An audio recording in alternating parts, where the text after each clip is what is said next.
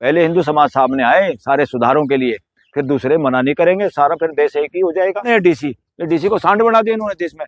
DC से तो मुक्ति चाहिए, डीसी से तो ग्राम पंचायतों को भी, लोगों का ये एक्ट है, जिन लोगों की प्रॉपर्टियां हैं, जो लोग इस प्रॉपर्टी को देने वाले हैं, दान देने वाले हैं, उस समाज से पूछो। वो हर बार कोई ऐसी कंट्रोवर्सी, ऐसे काम करना चाहते हैं जिससे मुस्लिम के खिलाफ बात हो और हिंदुओं के लगे भाई ये तो संशोधन किया है, पहले तुम बोल लेते, तुम्हारे को किसी ने बोलने से रोका था।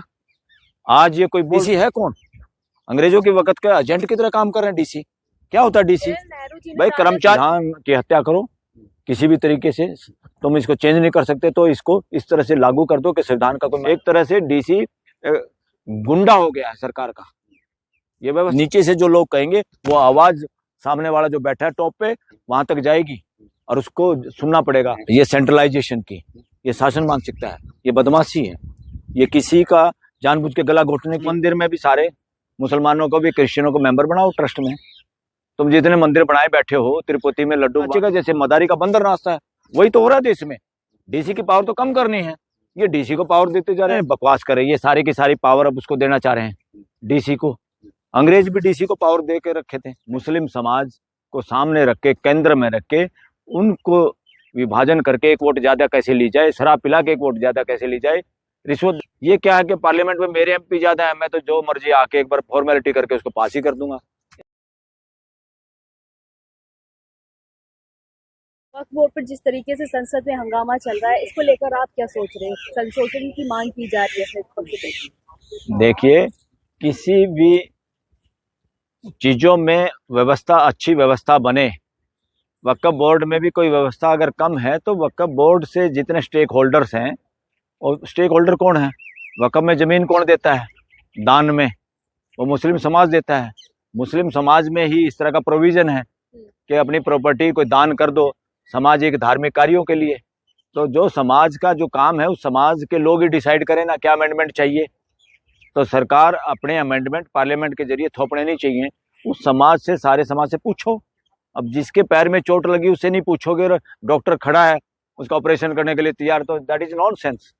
और दूसरा, जेपीसी ज्वाइंट पार्लियामेंट्री कमेटी जो है, उसका मतलब ये है कि सारी पॉलिटिकल पार्टियों के जो एमपी हैं वो सारे मिल बैठ के किसी इशू पे सोचेंगे और उसमें क्या सुधार होना चाहिए, क्या नहीं होना चाहिए, और देश के लोगों से भी वो पूछेंगे। तो उसमें जो जो लोगों ने कहा वो सारी की सारी बात शामिल करके पार्लियामेंट के सामने रखनी चाहिए, उसमें छुपानी नहीं चाहिए। रिकमेंडेशन का ये मतलब नहीं है जिसका बहुमत है वो रिकमेंड कर दे, कुछ भी रिकमेंड कर दे। अब 5 आदमी हैं और उसमें ये है कि जो डिसाइड करेंगे वो सबको पीना पड़ेगा, और उनमें 4 शराबी हैं और 5वां बेचारा पीता नहीं, वो कहेंगे डिसाइड कर दिया हाउस ने, पी शराब, ये नहीं पीता इसके थोबड़े में सुडो, इसके मुंह में डाल दो शराब। That is nonsense. तो मेजोरिटी का मतलब ये नहीं है कि बात ठीक है उनकी। एक इंडिविजुअल आदमी भी सही बात कर सकता है। जब गैलीलियो सही बात कर रहा था कि धरती घूमती है, पूरा समाज, क्रिश्चियन समाज के ठेकेदार, बाइबल के ठेकेदार, उन्होंने ये कहा था इसको सजा दे दो फांसी की। सर, पूरा विपक्ष एकजुट हो चुका है इस बिल के ऊपर। वो नहीं चाहता कि इसके ऊपर जो है इसमें संशोधन किया जाए। पूरा इसमें विपक्ष क्यों हो? ये उल्टा काम हो गया देश में। अरे भाई, अगर बीजेपी के भी एमपी हैं, उनको नहीं लगता क्या भाई जिन लोगों का ये एक्ट है, जिन लोगों की प्रॉपर्टियां हैं, जो लोग इस प्रॉपर्टी को देने वाले हैं, दान देने वाले हैं, उस समाज से पूछो ना। अगर समाज नहीं कह रहा तो क्या संशोधन की जरूरत है? अगर वो समाज कह रहा है कि संशोधन की जरूरत है, उसको तैयार करो समाज को, फिर संशोधन करो, मिल बैठ के करो। ये क्या है कि पार्लियामेंट में मेरे एमपी ज्यादा है, मैं तो जो मर्जी आके एक बार फॉर्मेलिटी करके उसको पास ही कर दूंगा। ऐसे देश नहीं चलते। घर चलते हैं क्या ऐसे मेजोरिटी के आधार पे? ये मेजोरिटी के आधार पे 4 आदमी हैं घर में, वो कहेंगे भाई पूछो इसको मिर्ची वाली सब्जी खानी है, और एक छोटा सा बच्चा है वो कह रहा मुझे नहीं खानी है, वो कहेंगे नहीं हाउस में पास हो गया, खानी पड़ेगी। This is nonsense. घर कैसे चलते हैं? सबकी सलाह से चलते हैं, सबका ध्यान रख के चलते हैं। घर और पार्लियामेंट और 140 करोड़ और धरती के पूरे 800 करोड़ लोग एक परिवार है। परिवार की तरह से अगर हम ट्रीट करें, ये कोई रॉकेट साइंस नहीं है कि नेता ही समझते हैं देश को। उनको तो ज्यादा कुछ नहीं पता, उनको सिर्फ एक ही बात का पता है, विभाजन करके एक वोट ज्यादा कैसे ली जाए, शराब पिला के एक वोट ज्यादा कैसे ली जाए, रिश्वत दे के एक वोट कैसे ली जाए, वोटर लिस्ट में गड़बड़ करके एक वोट कैसे ली जाए, इसमें ध्यान है उनका। नहीं तो ये देश 140 करोड़ लोगों का परिवार है, परिवार की तरह इसको चलाना है। परिवार की तरह चलाने में कोई ज्यादा रॉकेट साइंस नहीं है। तो इसलिए हर चीज को रण क्षेत्र बनाने की बजाय इसको समाज, मुस्लिम समाज को सामने रख के, केंद्र में रख के उनको, उन पे छोड़ना चाहिए, उनको मेंटली तैयार करना चाहिए, उनके मुताबिक कोई कानून बनना चाहिए। इसमें ये भी कहा जा रहा है कि गैर मुस्लिम भी इसमें सदस्य होना चाहिए वक्फ बोर्ड। अगर मुस्लिम समाज इसमें, फिर तो मुस्लिम ये भी कहेंगे भाई तुम अपने राम मंदिर में भी सारे मुसलमानों को भी, क्रिश्चियनों को मेंबर बनाओ ट्रस्ट में। तुम जितने मंदिर बनाए बैठे हो, तिरुपति में लड्डू बांट रहे हो, इतने मोटे मोटे सारे लोगों के समाज के बाल काट काट के वहां बेच रहे हो, तो उसमें भी मेंबर बनाओ। उसमें तौल में गड़बड़ तो नहीं की तुमने?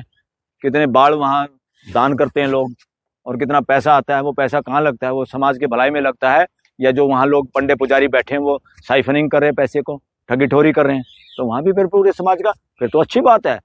अगर मुस्लिम समाज तैयार हो, उससे पहले तो हिंदू समाज को करना चाहिए। दूसरे लोग तो छोटे भाई की तरह मान लो, वो संख्या में कम है तो वो तो अपने आप फॉलो कर लेंगे। अगर हम फॉलो कर लें तो पहले हिंदू समाज सामने आए सारे सुधारों के लिए, फिर दूसरे मना नहीं करेंगे, सारा फिर देश एक ही हो जाएगा। फिर ये जो फंडामेंटलिज्म है लोगों के दिमाग में, जो कट्टरता है, ये खत्म होगी और मानव जाति जुड़ेगी, परिवार जुड़ेगा 140 करोड़ का। कुछ लोग कह रहे हैं अल्पसंख्यक वर्ग को टारगेट किया जा रहा है इस बिल के जरिए। अरे टारगेट तो आज के जो लोग जो उसमें है, पॉलिटिक्स में है, ये टारगेट तो लगातार ही कर रहे हैं, इसमें क्या नई बात है? वो हर बार कोई ऐसी कंट्रोवर्सी, ऐसे काम करना चाहते हैं जिससे मुस्लिम के खिलाफ बात हो और हिंदुओं के लगे भाई ये तो हिंदुओं की पैरोकार है, ये सरकार तो हिंदुओं का भला चाहती है, और वोटिंग गोलबंद हो जाए, बस ये टारगेट है। पहले कांग्रेस ने भी संशोधन और किया जबकि परिवार के बुजुर्ग का या माँ बाप अपने बच्चों को डिवाइड नहीं कर सकता, करना भी नहीं चाहता। ऐसे ही ये देश है, सरकार का रोल उतना ही है जैसे एक पेरेंट्स का होता है देश के अंदर, घर के अंदर।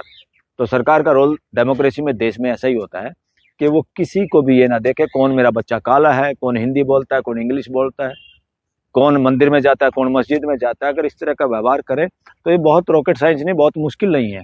पूरे देश में भाईचारा स्थापित करना कोई मुश्किल बात नहीं है, नियत साफ होनी चाहिए। भाजपा के लोग कह रहे हैं कि पहले भी 3 बार संशोधन हो चुके हैं, तब तो कोई बवाल नहीं हुआ, जब हम लोग संशोधन कर रहे हैं तो आखिर क्या तौबा मची है? और वक्फ वो सर भूमि माफिया या अरे भाई कोई समाधान संशोधन किया है पहले, तुम बोल लेते, तुम्हारे को किसी ने बोलने से रोका था?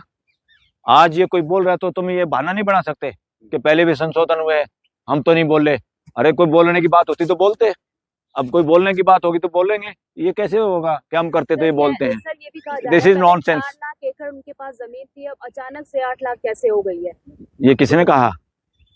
ये कहा जा रहा है सर भाजपा की तरफ से। अरे इतनी जल्दी जो है ये लोग कब्जा करते जा रहे हैं जमीनों। किस चीज पे कब्जा करते जा रहे हैं?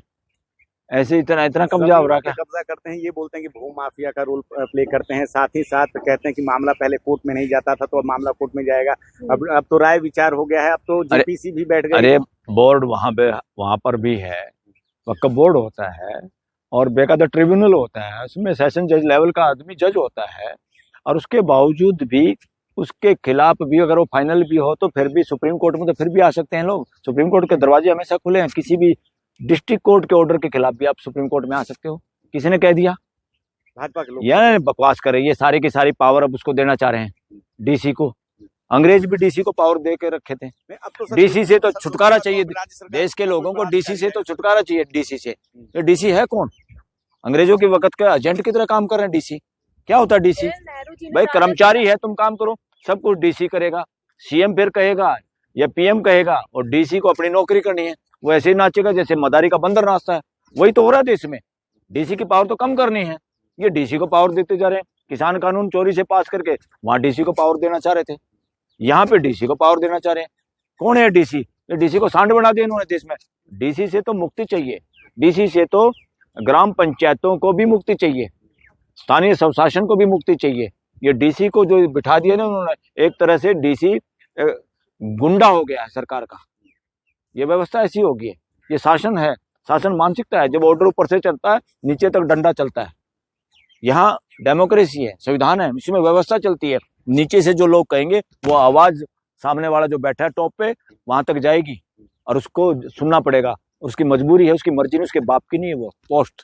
तो सर मंशा क्या हो सकती है सर इस तरह के जो संशोधन किए जा रहे हैं? ये सेंट्रलाइजेशन की, ये शासन मानसिकता है, ये बदमाशी है, ये किसी का जानबूझ के गला घोटने की साजिश है, नियत में खोट है सीधी। ये वही है कि संविधान की हत्या करो किसी भी तरीके से, तुम इसको चेंज नहीं कर सकते, तो इसको इस तरह से लागू कर दो कि संविधान का कोई मायने न रह जाए। ये है।